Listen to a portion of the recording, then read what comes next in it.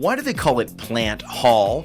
These days you'll find mostly corridors and classrooms, but when the Tampa Bay Hotel opened its hand-carved doors 120 years ago, it was the most lavish, stunning place for 200 miles in any direction. And you can still see pieces of that luxury. They're preserved today at the building's Henry B. Plant Museum by staff like Sally Schiffke. Henry Plant was a self-made man who envisioned a transportation system where he could take people from the north and travel down to the south by railroad and ship and give them a vacation oasis in paradise. This hotel, with 511 rooms, was the flagship of it all.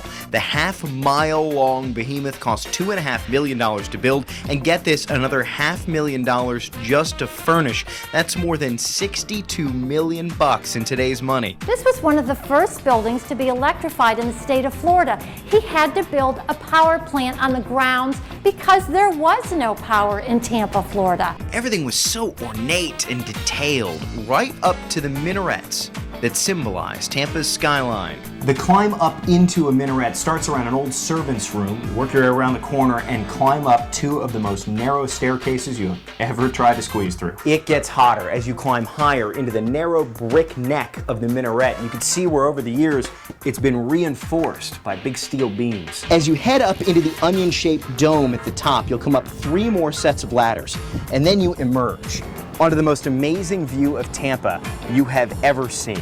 You look off in this direction, you see MacDill Air Force Base. Over there is Raymond James Stadium. Across the river is all of downtown. And to think, when Henry Plant first came to Tampa in the 1880s, it was a village, just around 750 people. Henry Plant created Tampa.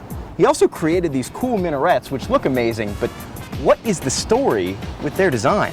Henry Plant had traveled Europe and the Middle East, and he was captivated by the Middle Eastern architecture. And he wanted to create this exotic palace for wealthy northerners to come and visit. But this palace had a problem. It was built too big. The only time it ever filled is when Teddy Roosevelt and other officers preparing to invade Cuba stayed here and planned the Spanish-American War. This palace was a money pit.